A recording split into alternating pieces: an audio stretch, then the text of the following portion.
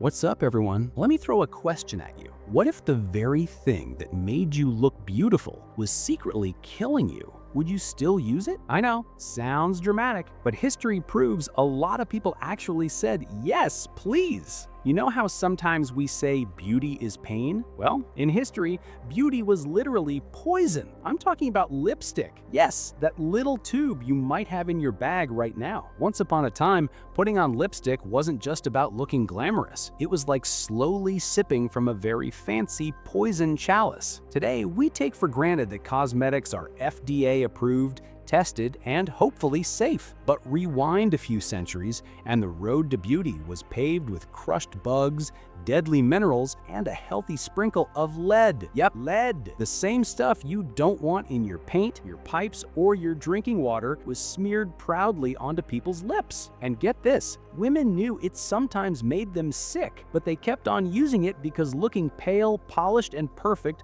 was worth the risk. So in this little dark history story, we're diving into the wild tale of lipstick and lead, from queens and courtesans to Victorian fashion and the weird medical theories that somehow encouraged people to keep using it. By the end, you'll never look at that little red tube the same way again. All right, let's paint the town red. Literally. By the way, if you're into these kinds of weird and fascinating history facts, make sure you hit that subscribe button and turn on the bell. I've got plenty more stories like this coming up. Long before Sephora and drugstores, lipstick was already on the scene. Ancient Mesopotamians over 5,000 years ago were crushing gemstones to decorate their lips. Egyptians? Oh, they took it up a notch. Cleopatra herself was said to wear lip color made from crushed carmine beetles. Sounds glamorous until you realize she also mixed it with a little, wait for it, lead-based concoction to make it shine. In those times, makeup wasn't just fashion, it was magic. Lip color was believed to have protective powers. Red lips could ward off evil spirits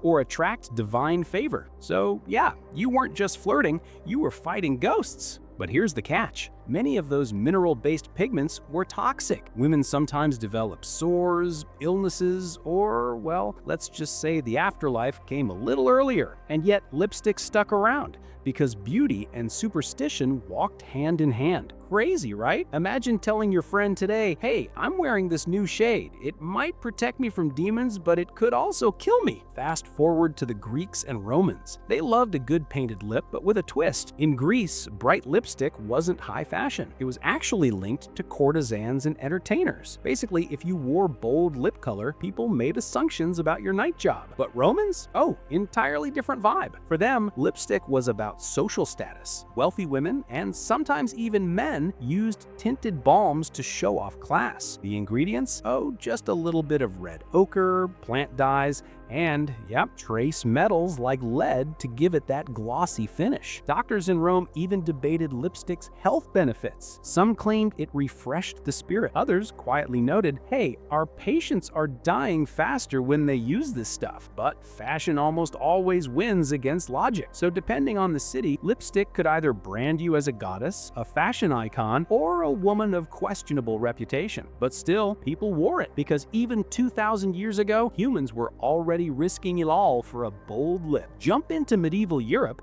and lipstick suddenly became scandalous. The church wasn't having it. Painting your lips red? That was considered devil's work. Lipstick was linked to witchcraft, seduction, and sin. If you wore it, you weren't just stylish, you were suspicious. But here's the fun part. Banning something only makes it more desirable. Women, especially those in courtrooms, found secret ways to tint their lips. Recipes popped up using herbs, berries, and unfortunately, lead-based powders. The pale face and rosy lip look was a must-have among aristocrats, even if priests wagged their fingers and physicians muttered warnings. And while official laws sometimes punished painted women, the underground beauty scene thrived. Court ladies quietly dabbed color before banquets, only to wipe it off before church. It was basically medieval get ready with me, but don't get caught. Even though everyone whispered about the dangers, lipstick survived the shadows. Beauty, once again, beat morality. By the Renaissance, lipstick was back in the open, and lead was the star of the show. The trend? A pale face with bright, defined lips. Women dusted their skin with white lead powder,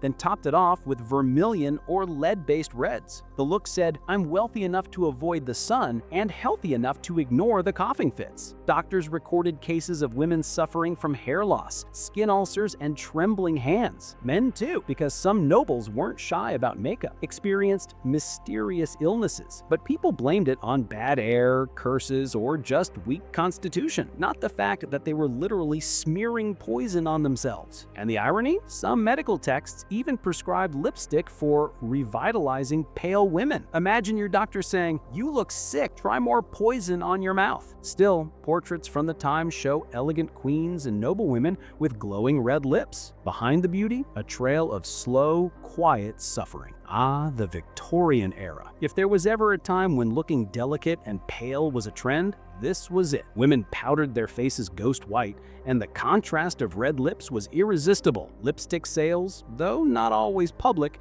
because good women weren't supposed to wear too much makeup, quietly boomed. Guess what made those lipsticks extra shiny? Lead. Manufacturers blended it with waxes, oils, and carmine to create shades that lasted. Sure, it also caused blackened teeth, stomach issues, and premature death, but hey, you looked stunning at the ball. The funny thing is, lipstick also became a little rebellious. Proper ladies weren't supposed to paint their faces, so women would carry secret pots of lip salve, applying it behind closed doors. It was the ultimate scandalous but chic move. By this time, doctors had started openly writing about the dangers of lead poisoning from cosmetics. But instead of stopping, lipstick just became even more fashionable. Because if something is dangerous, doesn't it also feel a little more exciting? By the early 20th century, chemistry and regulation finally caught up. Investigations showed shocking levels of lead in popular lipsticks. Some studies claimed that using certain shades every day could shorten lifespans by years. Newspapers picked it up, and suddenly lipstick wasn't just glamorous, it was headline news. But here's where the story flips. Instead of banning lipstick entirely, the cosmetic industry reinvented it. Companies promoted safe formulas, bragging about scientific advancements. Hollywood stars like Clara Bow and later Marilyn Monroe turned the bold lip into a cultural icon. Regulations eventually tightened. In the US, the Food and Drug Administration began testing cosmetics. Lead wasn't officially banned in tiny trace amounts, but safe standards were enforced. And lipstick, it survived. Not just survived, thrived. From the flappers of the 1920s to TikTok beauty influencers today, the little tube is still one of the world's favorite products. So yeah, lipstick went from poison to pop culture. And that, my friends, is the wild history of lipstick and lead. What started as crushed gems and bugs in ancient Mesopotamia slowly turned into one of humanity's strangest love affairs with poison. From Cleopatra's shimmering, dangerous reds to Renaissance queens dusted in toxic powders to Victorian ladies sneaking lip salves into their corsets, lipstick has been there, painted on no matter the risk. The thread through all these centuries is fascinating. People knew, maybe not with today's scientific clarity, but they noticed the sores, the coughs, the blackened teeth, the sudden illnesses, and still they kept painting their lips because beauty has always carried weight. Its power, its identity, its confidence, and sometimes it's a silent bargain with danger. What's even more wild is how society's views kept shifting. One century, lipstick was witchcraft. The next, it was luxury. Then it was scandal. Then it was Hollywood glamour. Each time, people rewrote the story of what it meant to wear a bold lip, while the lead quietly did its damage in the background. Today, of course, we're much safer. Modern lipsticks are heavily tested, with regulations keeping toxic levels out of the picture. And if you're wondering, wait, does lipstick still have lead? The answer is a little complicated. Trace amounts of lead can sometimes still be found, but nowhere near the deadly doses of the past. So no, your tube of ruby red isn't secretly plotting against you, but the story of lipstick and lead is more than just a chemistry lesson. It's a reminder of how humans often chase beauty even when it hurts us. It's about resilience, reinvention, and a little tube of color that has survived bans, scandals, and literal poison warnings. And here's a fun fact to leave you with. In World War II, Winston Churchill insisted that lipstick production continue in Britain even during shortages. Why? Because he believed that seeing women with bright red lips boosted morale. In other words, lipstick wasn't just fashion, it was a weapon of hope. So, the next time you see someone swiping on that perfect shade, remember, behind that tiny gesture lies thousands of years of history, touch of danger, and a whole lot of story. Good night, and maybe check your makeup bag before bed, just in case Cleopatra left you a recipe.